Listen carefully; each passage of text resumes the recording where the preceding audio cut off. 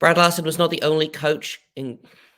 Brad Larson was not the only coaching change the Blue Jackets made this weekend. They also announced they were not going to be re-signing Manny Legace. So let's talk all about that and goaltending in general for the Columbus Blue Jackets on today's Locked On Blue Jackets. You're Locked On Blue Jackets, your daily podcast on the Columbus Blue Jackets. Part of the Locked On Podcast Network. Your team every day.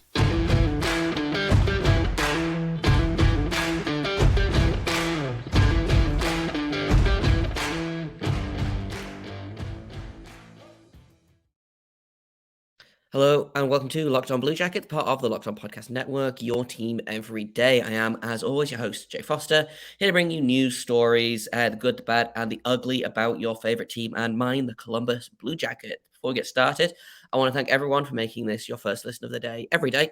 Locked On Blue Jackets is free and available on all podcast platforms. Like and subscribe to get content downloaded directly into your eyeballs. That's not how subscribing works, but I'm going with it. It's fine. We're going with it.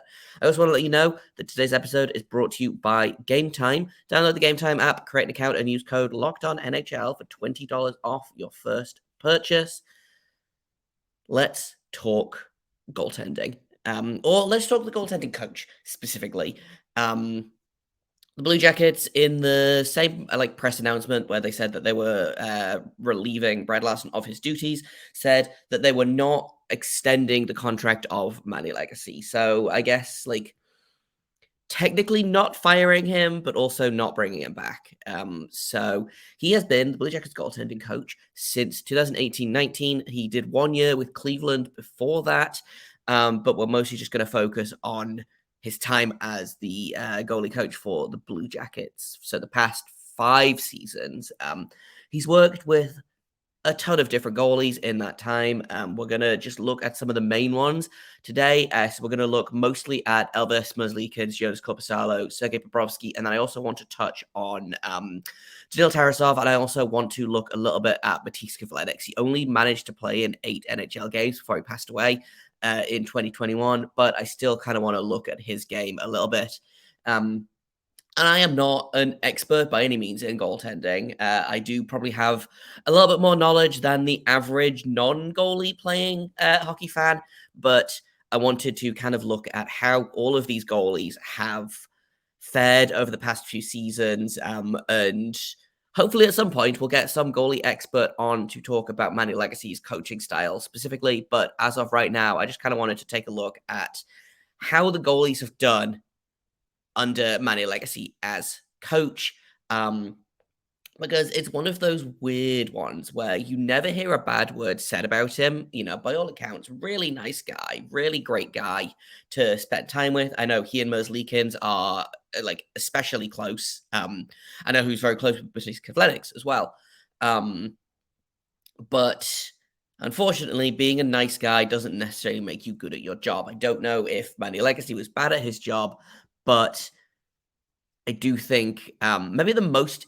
Let's start with maybe the most interesting case here, which is Elvis Merzlikins, who had kind of a bouncy start to his career. I think he took him 8 or 9 games to win his first NHL game, and then he had 5 shutouts in 8 games in his rookie season. Of his 13 wins in his rookie season, 5 of them were shut out, which does feel bonkers. He finished the season with a .923 save percentage and a record of 13, 9, and 8. That, to me, says good goalie playing on a bad team, which makes sense. That was the year that the Blue Jackets loser-pointed their way into the playoffs by beating Toronto in the play-in round. His playoff stats that season were also pretty good. He only played 2 games, had a win and a loss, and had a save percentage of .946. Very, very small sample size, but as far as rookie seasons go, that's a pretty good one, in my view.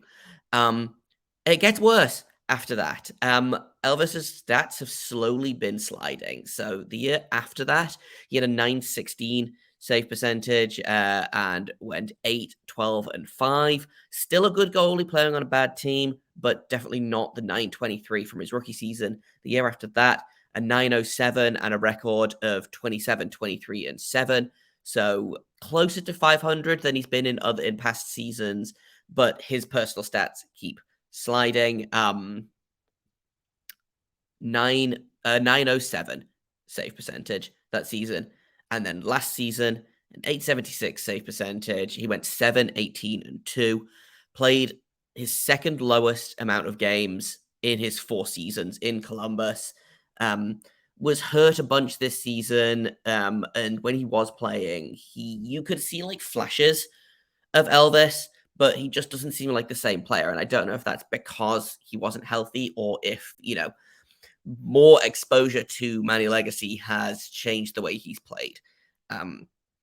So that's like the most interesting one for me, is watching Elvis's stats go from first season in the league, incredible, to good, to decent, to bad. I don't think anyone out here is saying that Elvis Merzlikins had a good season this last season. Like I said, started 27 games, 7-18-2. Allowed 110 goals on just under 900 shots. Like, he had a goals against average of 4.23. I feel like there were at least 10 games this season where it was just a nightmare, like 6+ goals were allowed. Just a bad season.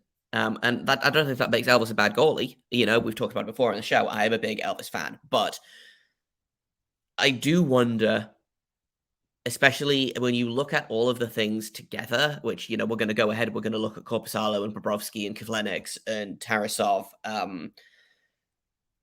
whether legacy is the common denominator here. So that's Elvis. Like I said, bad season. His seasons have been getting progressively worse. I'll be interested to see what his stats are like next season under a new coach. New head coach, new goalie coach, hopefully a much better defensive core. We'll see how it goes. But that's Elvis. In a minute, we're going to move on to Joonas Korpisalo, who's also a pretty interesting case study here, actually, because his numbers do some really weird things. So we're going to talk about that in just a minute. But first, I want to let you know about Gametime, because I don't know about you, but I am so bad at planning basically anything. And so it's like, if there's a game on, I just decide like 2 days before that I want to go. And then I've got to go and I've got to find tickets. I've got to hunt down the best price. Like, tickets are sold out sometimes. It should not be as stressful as it is. That's why you should use Gametime. It's the fast and easy way to buy tickets for all the sports, music, comedy, and theatre near you. With killer deals on last-minute tickets and their best price guarantee, you can stop stressing over the tickets and start getting hyped for the fun you'll have. They have got flash deals. They've got last-minute tickets, easy to find and buy tickets for every event. They've got images of seat views, so you know whether you're going to get a good view or not. They've got their low price guarantee. If you find tickets in the same section and row for less somewhere else, Gametime will credit you 110% of the difference. It's the fastest growing ticketing app in the country for a reason. So snag the tickets without the stress with Gametime. Download the Gametime app, create an account, and use code LOCKEDONNHL for $20 off your first purchase. Terms apply. Again, create an account, redeem code LOCKEDONNHL for $20 off. Download Gametime today. Last minute tickets, lowest price guaranteed. Welcome back to Locked On Blue Jackets. Thank you for making this your first listen every day. Every dayers, I appreciate you. We're going to be back later today with a full season review of this team. So make sure you keep your eyes out for that. But right now, let's get back into our goalie conversation. So we've talked about Elvis and how his stats have basically nosedived since joining the Blue Jackets. Let's talk about Joonas Korpisalo, who has the most kind of the biggest sample size to work with here.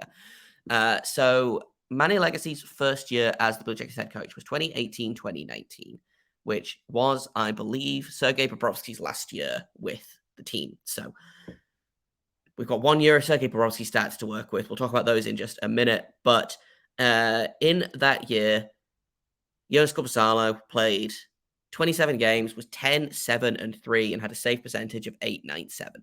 The year after that, his first year as a starting goalie, right until he got injured, he had a 911 save percentage and a record of 19-12-5. This is where it starts to get not great. And I wonder still, kind of, this is not an episode about Joonas Korpisalo in general, but I wonder how bad that hip injury, or it was the knee injury, I believe, was, because he had two bad seasons after that. Went 9-13-7, had an 894, and then in the 2021-22 season, he went 7-11 and had an 877 save percentage.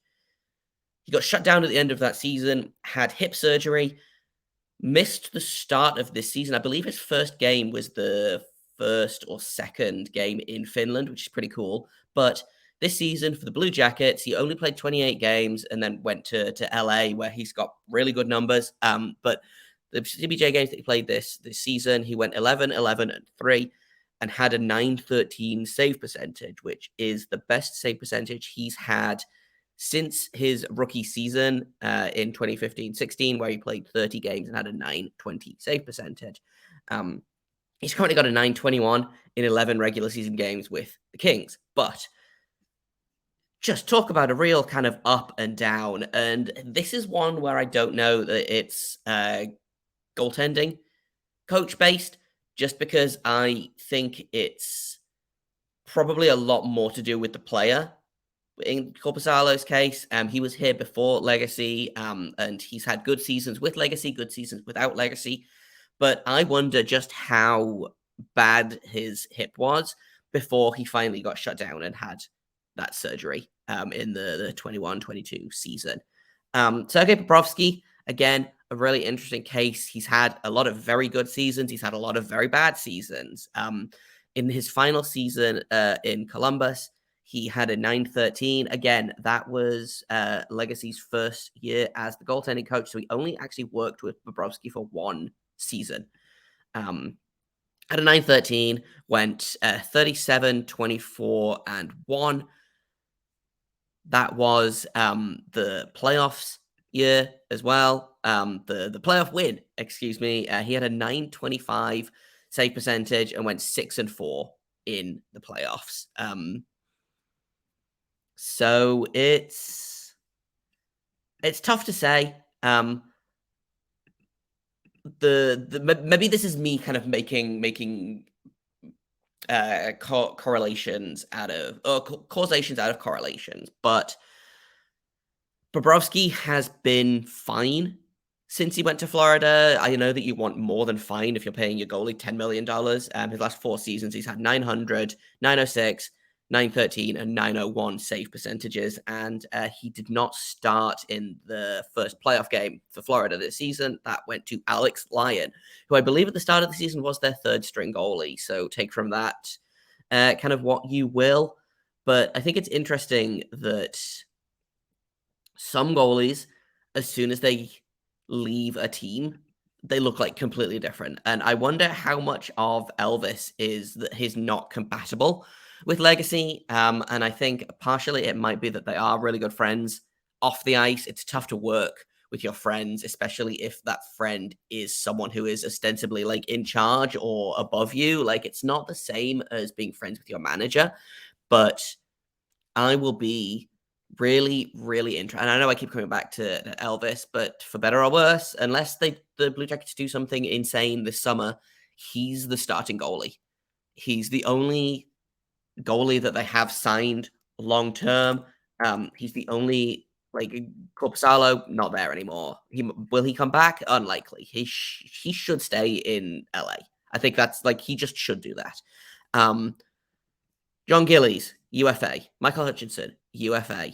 In terms of other goalies, Daniil Tarasov signed for the next 3 seasons. Or the next 2 seasons, excuse me. Jet Greaves signed next season and is then an RFA.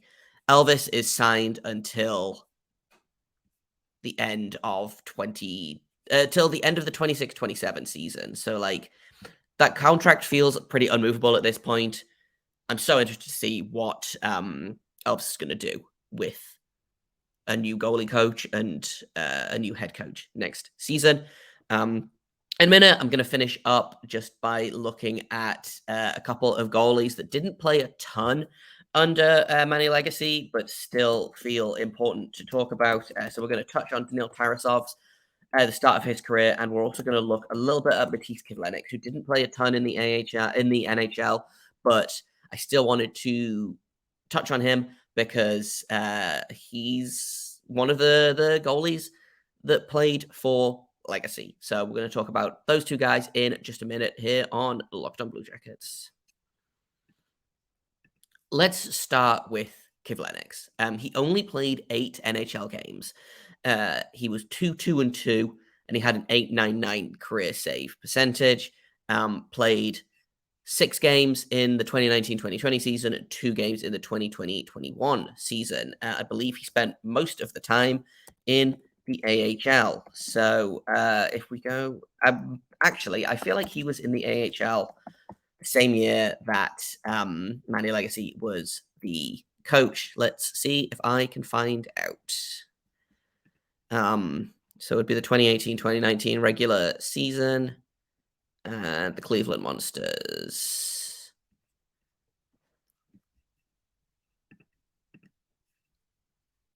Sure enough, he played 14 games for the Cleveland Monsters in that season, had an .873 save percentage, and a .371 goals against average. He went 4-4-1. So Kivlenieks didn't have a great start to his career, but he showed flashes of promise, and he's the only player actually that played under Legacy in the AHL and the NHL.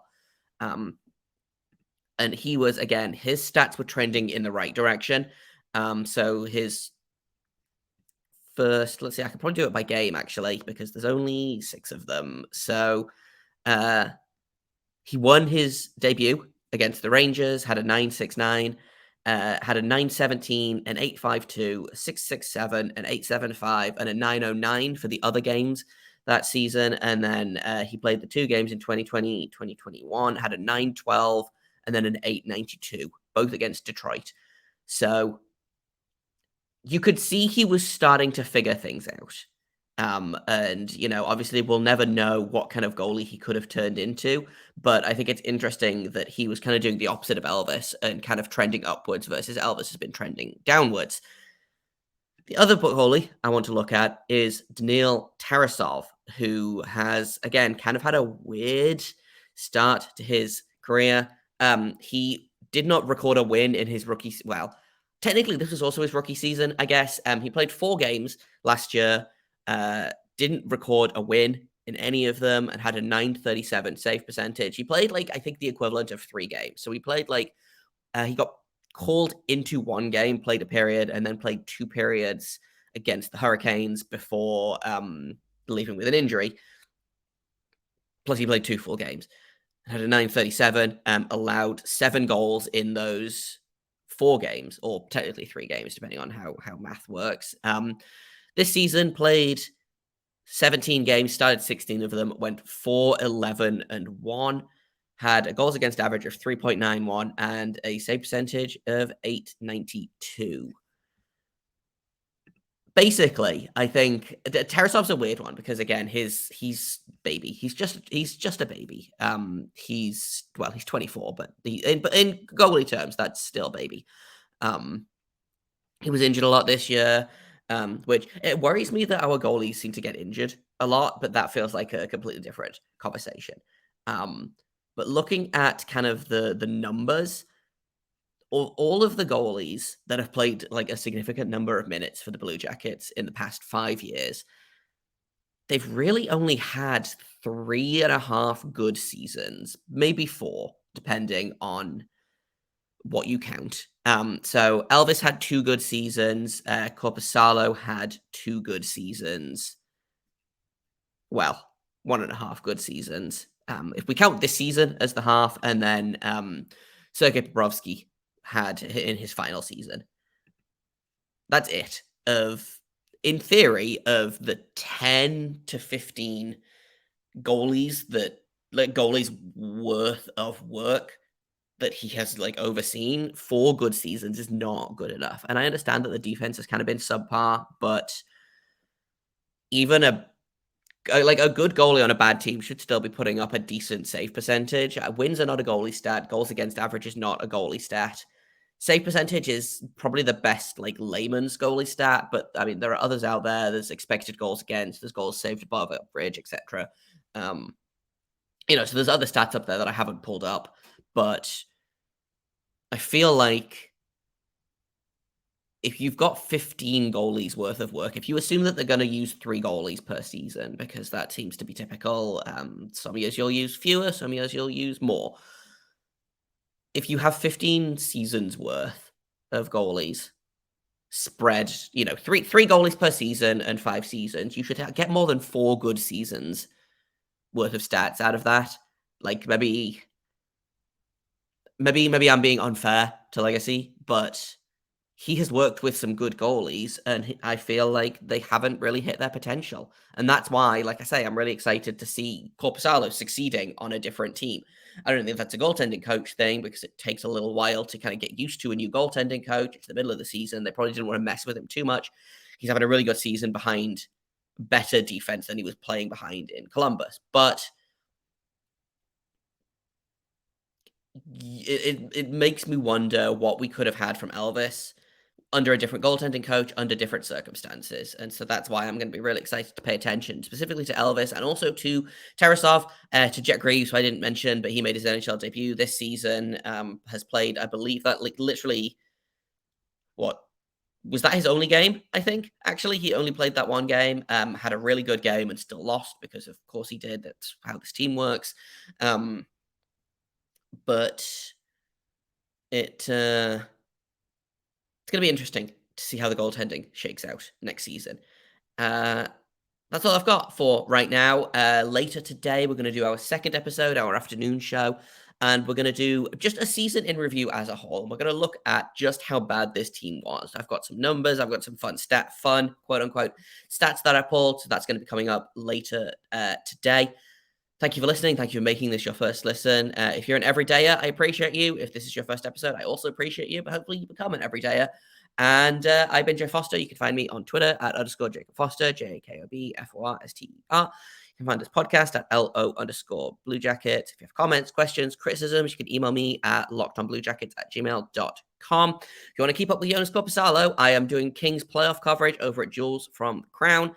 I've done an article on Jonas Korpisalo already over there, so if you want to keep up with Korpi, then go head over there, check that out. But until later today, make sure you stay locked on.